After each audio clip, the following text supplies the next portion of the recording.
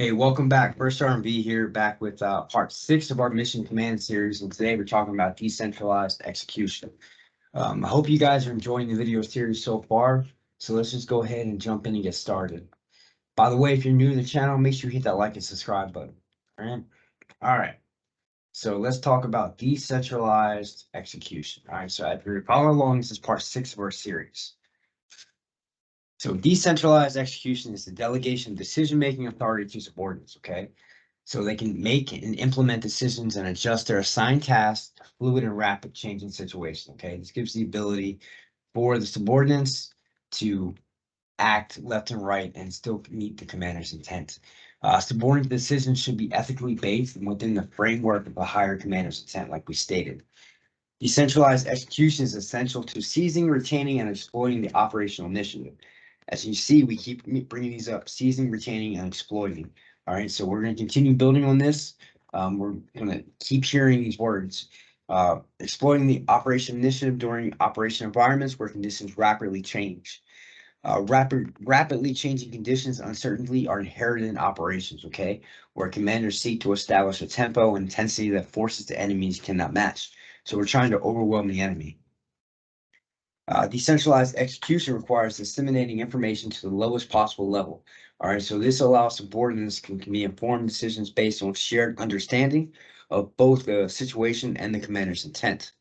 This empowers subordinates operating in rapidly changing conditions, like we talked about it, and this is a great way to exercise disciplined initiative within the commander's intent. Generally, the more dynamic the circumstances, the greater the need for initiative and to make decisions at the lowest level. If you haven't had a chance to watch the previous video, we talked about, levels of control, somewhat, more and less. So that goes hand in hand. It's the duty of subordinates to exercise initiative to achieve the commander's intent, okay? So it is our duty to exercise the initiative to achieve the commander's intent. Overall, it's the commander's responsibility to issue the appropriate intent and ensure subordinates are prepared in terms of education, training, and experience to exercise initiative. All right, so the commander does play a huge role in this piece when it comes in terms of education, LPDs, training, and exercises and experience. The commander's intent provides an unifying idea that allows decentralized execution with a framework. So it provides guidance with which individuals may exercise initiative to accomplish the desired end state, okay? So we're empowering our subordinates. Understand the commander's intent 2 echelons up further enhances unity of effort while providing the basics for decentralized decision-making execution throughout the depth of the formation. Subordinates who understand the commander's intent are far more likely to exercise initiative effectively in unexpected situations, okay? Under the mission command approach to command and control, subordinates have both responsibility and authority to fulfill the commander's intent. So I got that in bold, okay? We have the responsibility and authority to fulfill the commander's intent. A critical challenge for commanders and staffs and unified action partners is creating shared understanding of an operational environment, okay? We need to provide the operation's purpose, problems, and approaches to the actual solving the problems. Unified action partners are those military forces, governmentally and non-governmental organizations, and elements of private sectors to whom armed forces plan, coordinated, synchronize, and integrate during the conduct of operations. And you can find that in ADP 3.0. So a shared understanding of the situation along with the flow of information to the lowest possible level forms the basis of unity of effort and subordinates initiative, okay? Effective decentralized execution is not possible without shared understanding. We have to have a shared understanding to all this in order for this to work. And as you see, we're continuing to build on the mission command approach. Command and control is a fundamental to all operations, okay? Mission commands, the Army's approach to command and control underpins how the Army fights, all right? Mission command concentrates on the objective of an operation, not on every task necessary to achieve it. All right, that's why it's very important that we give clear, precise guidance and intent when we're talking about the commander's intent. What's expected of us, right?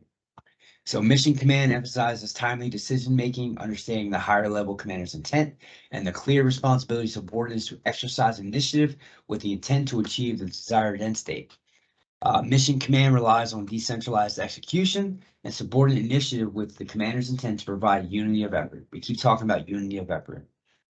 So the fundamental basis of mission command is tactically and technically competent commanders and subordinates, okay, with a shared understanding of purpose, who can be trusted. As you keep seeing, we keep bringing up trust and mutual trust to make ethical and effective decisions in the absence of further guidance. So like we talked in the previous video, this allows commanders to focus on their intent and allows the staff and our subordinate leaders to generate mission orders essentially to decentralize execution. Subordinates are empowered to decide when to adapt their assigned tasks to achieve the overall purpose of the operation. This requires the commanders to accept risks on their subordinates' behalf and subordinates to assume responsibility for the initiative necessary for success. So in practice, right, mission command tends to decentralize informal and flexibility. Plans, orders, graphics should be simple and concise as possible, okay, designed to maximum flexibility during execution. By decentralizing decision-making authority, mission command increases tempo and involves subordinates' ability to act quickly in fluid and chaotic situations. With that said, commanders cannot exercise command and control alone, except in the simplest and smallest of units. All right. Even at the lowest unit, commanders need support to exercise command and control effectively. At every echelon of command, each commander has a command and control system. All right.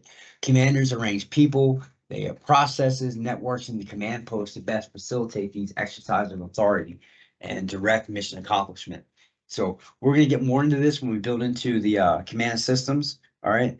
But like you said, this is one of the best practices. So let's talk about flexibility. Flexibility is the employment of a versatile mix of capabilities, formations, and equipment for conducting operations. So commanders must be able to adapt to conditions as they change and employ forces in various ways. Flexibility also facilitates collaborative training and decentralizes execution. Leaders learn from experience, okay, their own and from others, and apply their new knowledge to every situation. As leaders, we need to continuously grow, and we can't stay stagnant. We have to learn to adapt and change. Flexibility plans help units adapt quickly to changing circumstances, okay? If you want to read more about that, you can look at ADP 3-0, 3-74. So flexibility and initiative are essential elements of any successful operation, okay? They are not products of creativity and adaptive leaders.